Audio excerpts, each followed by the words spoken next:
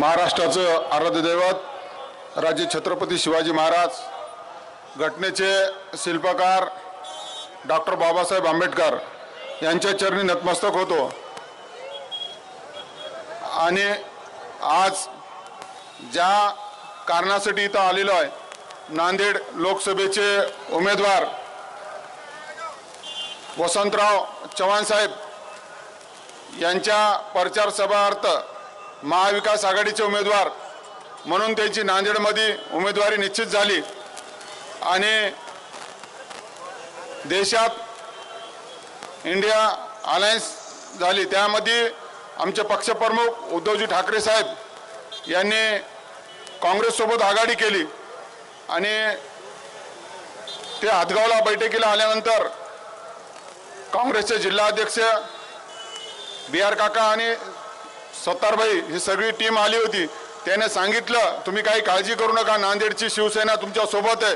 उद्धव बाळासाहेब ठाकरे यांची सर्व शिवसैनिक तुमच्या सोबत आहेत आणि समोर बसलेले मुस्लिम बांधव आणि शिवसैनिक हिंदू बांधव आणि व्यासपीठावर संपूर्ण आदरणीय व्यासपीठ, कारण इथं बसलेला एकही माणूस छोटा नाही, सर्वच मोठे नगरसेवक, महापौर, माजी महापौर। आणि तुम्ही म्हणसाल की बा काँग्रेस पक्षाच्या आतापर्यंत जे आता एका आमच्या मित्राने सांगितलं व्यासपीठावर एक खुर्ची राहत गेली आणि ती सुंडी लागाली। मला वाटत नाही हे तुमच्यामुळे खुर्ची द्यायला भेटली होती। जे काय 30-60 वर्ष 40 वर्ष जे काय खुर्ची भेटली, फक्त मुस्लिमच्या वोटवर खुर्ची भेटली होती। आमचे काय 10-5% वोट भेटत होते द्यायला। संपूर्ण तुमच्यावर राज्य करून ऐन टायमाला काय धोका दिला ते तुम्हाला माहिती आहे। मी त्याच्यात जात नाही। मी जे उद्धव साहेबांनी महाविकास आघाडीचं सरकार मागच्या काळामध्ये झालं होतं 2.5 वर्ष कोरोना काळाच्या अगोदर, त्या संदर्भातले उद्धव साहेबांचे झालेले कामाविषयी सांगतो। तुम्ही बघितलं असेल, आमची भाजपसोबत गेल्या लोकसभेला युती होती, विधानसभेला युती होती। त्याने काय केलं आमच्यासोबत, सर्वात पहिलं आमच्या उद्धव साहेबांना सांगितलं की 2.5 वर्ष तुम्ही मुख्यमंत्री, आम्ही 2.5 वर्ष मुख्यमंत्री, हे अमित शहा सांगितलं होता। आणि नंतर असे बेमानीला आले। मग उद्धव साहेब म्हणले बा बोललं तसं तुम्ही चलत नसाल तर 2.5 वर्ष काही हरकत नाही। त्यानं पाठाचा शपथविधी केला, तुम्ही बघला असेल कोण बेमान, हे बेमानाची औलाद आहे। त्यामुळं उद्धव साहेबांनी त्याला जशास तसं उत्तर म्हणून काँग्रेससोबत आघाडी झाली। आम्हालाही वाटत होतं बा आपण काँग्रेससोबत मॅच होऊ शकतो की नाही। आम्ही उद्धव साहेबाला बघितलं, अरे म्हणले ते खूप स्वच्छ मनाचे माणसं आहेत, फक्त आपल्याला भाजपवाल्याने असं दाखवलं की याच्यापासून भेव आहे, याच्यापासून भेव आहे। जसं लहान लेकराला लहानपणी लढत असतो आई म्हणती बाय इकून एक गब्बर सिंग आला, तसं आम्हाला भेडू दाखवून तुमच्यापासून दूर ठेवायचं काम करून आपली सत्ता 10 वर्ष लाटली। तुम्ही बघितलं करोना काळामध्ये माननीय पक्षप्रमुख उद्धव साहेबांनी त्यावेळेस बघितलं ना, तुम्ही आघाडीमध्ये कुठं जात पात धर्म बघितला का, एवढी दवाखान्याची सुविधा होती। नंबर 1 तुम्ही सर्व मुस्लिम बांधव होत्या, कोणी हिंदू मुस्लिम म्हणून कुठं गैरसोय झाली का। माननीय पक्षप्रमुखांनी एकदम चांगला नांदेड महाराष्ट्राचा कारभार बघत होते। त्याच्या पोटात कुठेतरी देवेंद्र फडणवीस सारख्याच्या पोटात उकळ्या फुटल्या। त्याला वाटलं बाय मुस्लिम लोक तारीफ करायलेत माननीय पक्षप्रमुखाची, आणि उद्धव साहेबांची तारीफ त्याला देखवली नाही आणि त्याने आमच्यातले 40 फोडून नेले सुरतला। त्याच्यानंतर राष्ट्रवादी फोडली, त्याच्यानंतर तुमच्या नांदेडला फोडलं। म्हणजे फक्त आणि तोडा फोडा आणि राज्य करा याची हिटलर सारखी नीती आहे। तुम्ही बघितलं असेल नांदेडमध्ये सांगतात आपले माजी मुख्यमंत्री की आम्ही विकास केला।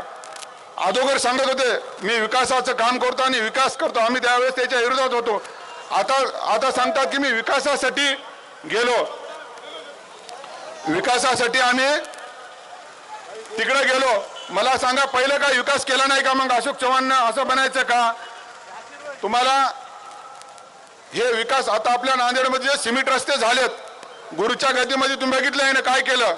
आता बी सिमेंट रस्त्याला सुद्धा गुजरातच्या कंपन्या इथं काम करायला लागतात। नांदेडमधला कोणी कॉन्ट्रॅक्टर नाही, फक्त एक सोडला तर बाकी सगळे गुजरातचे आहेत। हे सुद्धा महाविकास आघाडीच्याच काळातले मंजुरी कामं आहेत। आणि चव्हाण साहेबांनी नांदेडचा विकास कमी, नांदेडचा सत्यानाश केला। मला सांगा नांदेडला येणारा उत्तरेकडून रस्ता होता, सांगवी या गावाकडून माझ्या प्रभागाकडून रस्ता होता, त्या रस्त्याला 4 किलोमीटरचं एअरपोर्ट आणून बसलं. हे एअरपोर्ट जमलं नसतं का? इकडे मारतळा काळा घोंगराळा इकडं खुली जागा होती, ते जर झालं असलं तर आपलं नांदेड 1 नंबर शहर राहिलं असतं. मग आता असं काहीच नाही, त्याला फक्त एकाचा सत्यानाश आणि एकाचा विकास करायचा असते असं दाखवून मुस्लिम बांधवाच्या वोटवर महापालिकेत एक हाती सत्ता, जिल्हा परिषदला एक हाती सत्ता, फक्त आणि फक्त तुमच्या जीवावर आज त्याच्या पायाखालची वाळू घसरली आहे. त्याच्यामध्ये चर्चा आहे, आज त्याची सीट 1,00,000-1.5 लाखानं मायनस आहे म्हणून अमित शहा येतात, नरेंद्र मोदी येतात. काल आता राहिलं होतं गडकरीचं नाव, तर आज गडकरीला साहेबाला सुद्धा आणलं त्यानं. मात्र नांदेडमध्ये लोकांनी ठरवलंय.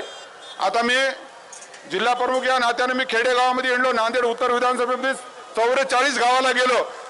इथं असं ठरलंय, तुम्ही बघितलं असेल मागच्या काळामध्ये मराठा आरक्षणाचा मुद्दा किती गाजला. आमच्या माया बहिणीवर लाठीचार्ज करून कशी सत्तेची मस्ती दाखवली. लोकांनी ठरवलंय की तुमची आम्ही, जसं एकनाथ शिंदे म्हणले की आम्ही करेक्ट कार्यक्रम करतो, आमच्या मराठा बांधवांनी ठरवलंय यायचा बी 26 तारखेला करेक्ट कार्यक्रम करणार आहात. त्यामुळे तुम्ही घाबरायची गरज नाही, कारण तुम्ही आणि आम्ही नांदेडची सीट किमान 1,00,000 ते 1.5 लाख मतांना लागायची 100% गॅरंटी आहे. कारण आम्ही खालच्या गावापासून ते शहरापर्यंत फिरलेल्या कार्यकर्त्या. येणाऱ्या काळामध्ये आपल्या पक्षाचे जे उमेदवार आहेत, 16 वर्षे सभागृहामध्ये आमदार राहिलेले आहेत, त्याच्या घराण्याला एक वेगळं वळण आहे. त्याचे वडील सुद्धा आमदार राहिले आहेत आणि त्याला महापालिका असेल, नगर परिषद असेल, नगरपंचायत, जिल्हा परिषदमध्ये काम करायचा चांगला अनुभव आहे. आणि असं नाही, त्यानं पहिल्यापासूनच सर्व जाती धर्माच्या लोकांना